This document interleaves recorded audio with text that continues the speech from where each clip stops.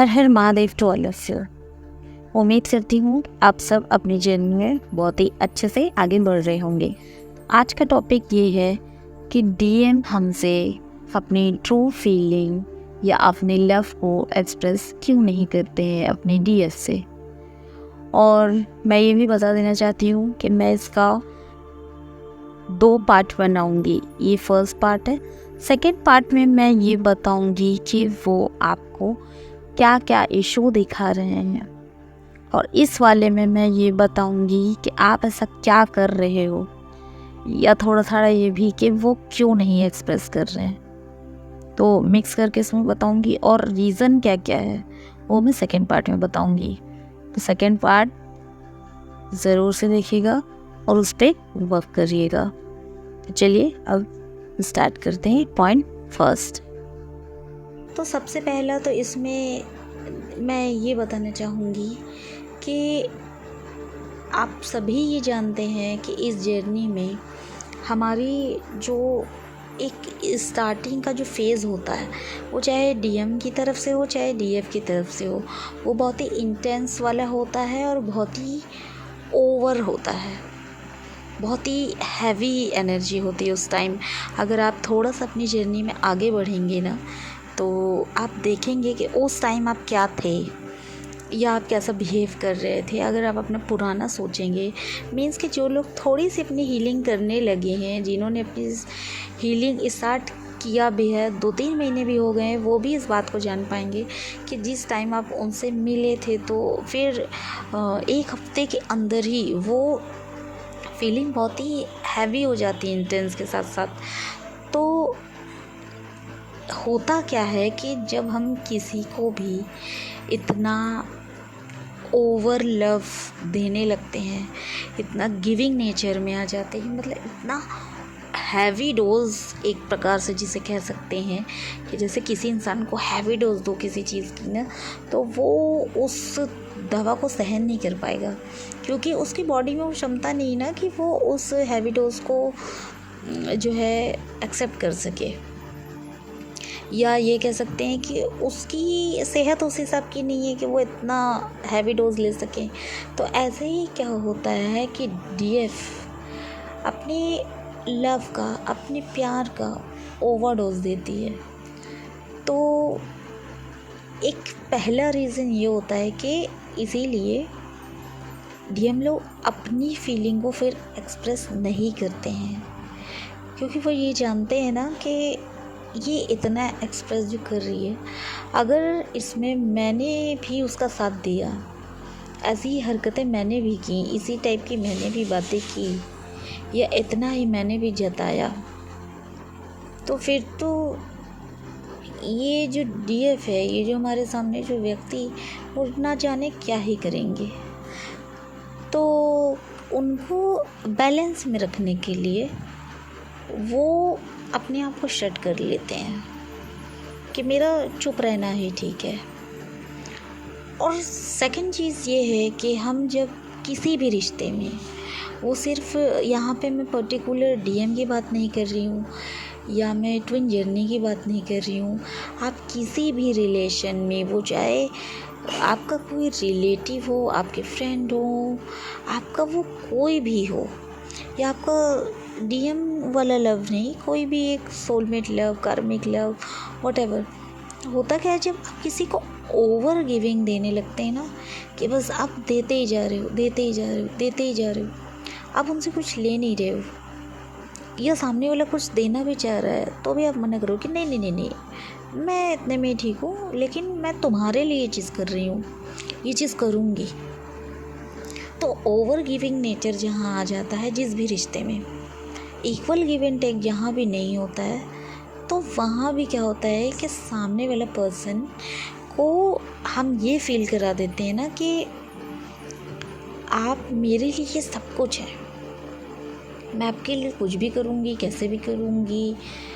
गिर के, पड़ के, भूखे रह के, प्यासे रह के, कैसे भी करके, लेकिन मैं आपके लिए करूँगी।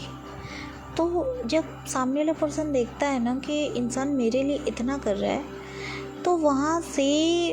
वो अपने आप को कट ऑफ करना स्टार्ट कर देते हैं। वो कोई भी रिश्ता हो, और या दूसरे शब्दों में कहें, जो एक कॉमन आप लोगों ने सुना भी होगा कि टेक इट फॉर ग्रांटेड ले लेना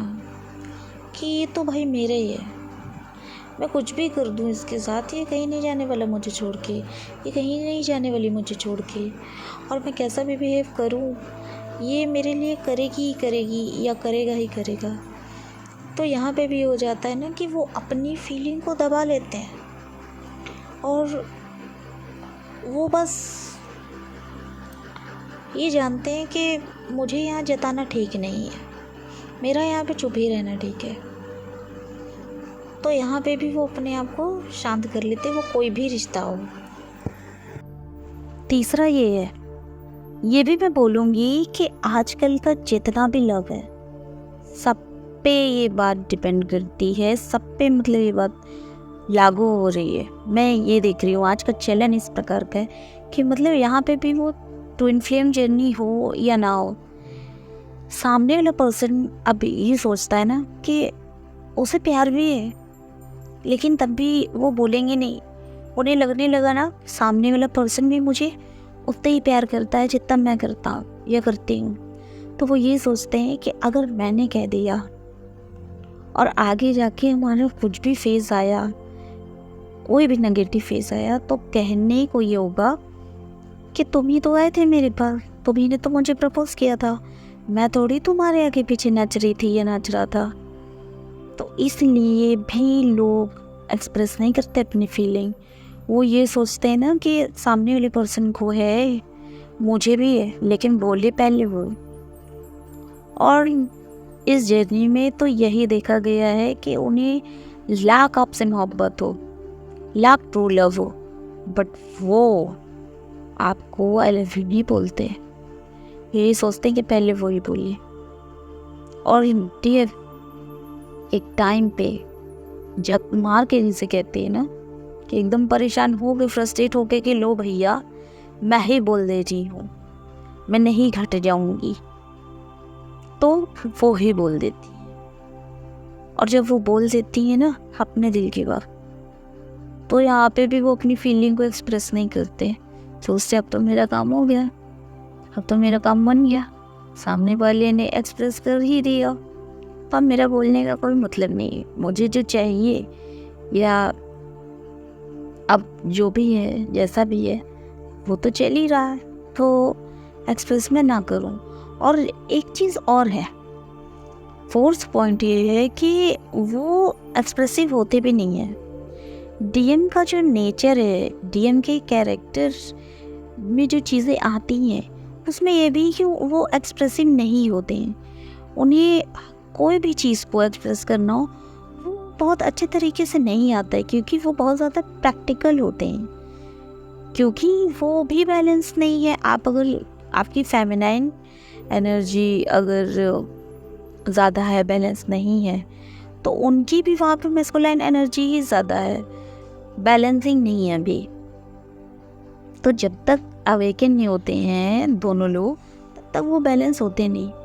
तो क्या है कि अभी वो जिस मोड में है, जिस नेचर में है, अभी वो जो डिस्टॉर्टेड वाले हैं उसमें वो एक्सप्रेस नहीं करेंगे कुछ भी, क्योंकि उनके नेचर में वो चीज़ अभी आ नहीं रही है। वो बहुत ही अपने आप को रफ एंड टफ बनाते हैं, तो इसलिए भी वो एक्सप्रेस नहीं करते हैं। फिफ्थ पॉइंट ये है कि अभी मैंने क्या बताया कि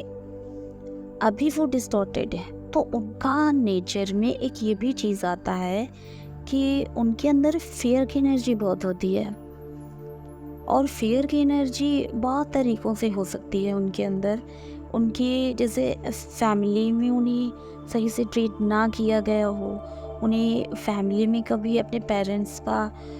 प्यार न मिला हो, उससे भी वो फिर एक्सप्रेस नेचर के नहीं रह जाते। और दूसरा ये होता है कि मतलब अगर फैमिली का नहीं है तो दूसरा ये होता है कि उनका प्यार में जो दिल टूटा हुआ होता है ना, वो उससे इतना टूटे हुए रहते हैं, उसे बिल्कुल भुलाए नहीं भूल पाते हैं, वो उसमें ही अटके हुए रहते हैं जब वो आपके पास आते हैं। ज़्यादातर ऐसा डीएस के साथ हुआ होगा। तो उनकी जो फियर वाली एनर्जी होती है ना, इस वजह से भी वो अपने लव को एक्सप्रेस नहीं करते हैं बहुत ज़्यादा, बहुत खुल के, बहुत ही प्रॉपर तरीके से, या हर समय इस टाइप की बातें करना नहीं, उनके बस का नहीं होता है ये सब। तो वो जितना प्रैक्टिकल उनका नेचर होता है उतने ही वो फियर की एनर्जी से भी डील करते रहते हैं। तो इस वजह से भी वो अपनी लव को बहुत ज़्यादा एक्सप्रेस नहीं कर पाते हैं। छठा ये है कि वो जब देखते हैं ना कि आप ऑलरेडी उनके लिए इतना पगलाए हुए हो, क्योंकि डीएफ बिल्कुल पागल ही हुई रहती है उनके पीछे। वो चाहती है कि वो उनसे 24/7 बात करे, वो चाहती है कि वो उनसे जब देखो तब मिले, वो चाहती है कि उससे अगर चैटिंग पे बात होती तो या कॉल पे, वो चाहती है कि उससे चैटिंग करता रहे, वो उससे कॉल पे बात करता रहे, वो बस उन पे ही अपना पूरा इंटेंशन उसी पे दिया रहे, पूरा फोकस उसी पे रहे, डीएफ पे ही रहे। तो जब वो देखते हैं कि ये इतना ओवर हो रही है हमारे लिए, तो वो और भी ज़्यादा एक्सप्रेस नहीं करते। वो यही सोचते हैं कि अगर मैंने बोल दिया या मैंने उसको थोड़ा भी जता दिया तो वो अभी मुझसे इतना लड़ाई कर रही है कि मेरे को टाइम नहीं देते मेरे लिए, तुम्हारे अंदर कोई फीलिंग नहीं है, मुझे टाइम नहीं देते, मुझसे बात नहीं करते, मैं तुम्हें पसंद नहीं हूँ क्या, मैं ये मैं वो जितना देखते हैं ना, एक प्रकार से उसे ड्रामा कहा जाएगा, वो जितना ड्रामा देख लेते हैं ना एक डीएफ का, कि इस वजह से वो और भी चुप रहते हैं कि अगर मैंने बोल दिया ना थोड़ा भी, या कभी वो उससे ढंग से कुछ प्यार मोहब्बत जता दिया, तो ये और कितना पागलपन दिखाएगी मुझे, जब ये अभी मेरे ना बोलने पे इतना ज़्यादा दिखा रही है। तो इस वजह से भी कि मतलब एक प्रकार से, मतलब एक कॉमन शब्द में बोलूँ तो वो ये बोलेंगे कि मतलब मेरा कितना जान खाएगी ये, अभी जब इतना जान मेरा खाए रहती है, तो अभी मुझे इतना ज़्यादा तंग करती है, तो बाद में क्या ही हालत करेगी। तो इसलिए भी वो थोड़ा सा दूरी बना लेते हैं और वो ज़्यादा एक्सप्रेस नहीं करते हैं। सातवां पॉइंट ये है कि आप खुद ये सोचिए कि अगर आपको उन्होंने भरपूर प्यार दिया, जिस तरीके का प्यार आप दे रहे हो over and over and over, वैसे उन्होंने आपको भी दिया, आप खुद से सोच के देखिए कि क्या आप अभी जहाँ पर हैं आप वहाँ पर बोल, अगर आपको वापस से उतना ही लव मिलता तो क्या आप इस जर्नी को समझ पाते, या क्या आप उतना ही इस जर्नी में भी आगे चलिए कि आप ट्विन जर्नी में, बट अगर उतना ही लव वो भी आपको देते तो क्या आप इनर वर्क की तरफ आते, क्या आप इनर वर्क करते, क्या आप खुद पे काम करना है, हमें क्या काम करना है, आप ये सब चीज़ें सोचते, क्या आप एक डीएफ में तब्दील हो पाते, डिस्टॉर्टेड फेमिनाइन से डिवाइन फेमिनाइन तक की जर्नी को आप सफ़र करते, नहीं करते। तो सबसे बड़ा रीज़न ये होता है कि भगवान उनको एक्सप्रेस नहीं करने देते। वो तभी एक्सप्रेस करेंगे जब आप उस काबिल बन जाओगे, और उस काबिल आप कैसे बनोगे, इनर वर्क करके बनोगे, खुद को ट्रांसफॉर्म करके बनोगे। तो इनर वर्क करते रहिए और ट्रांसफॉर्म अपने आप को करते रहिए। मेरी नेक्स्ट वीडियो आने तक के लिए आप सबको हर हर महादेव।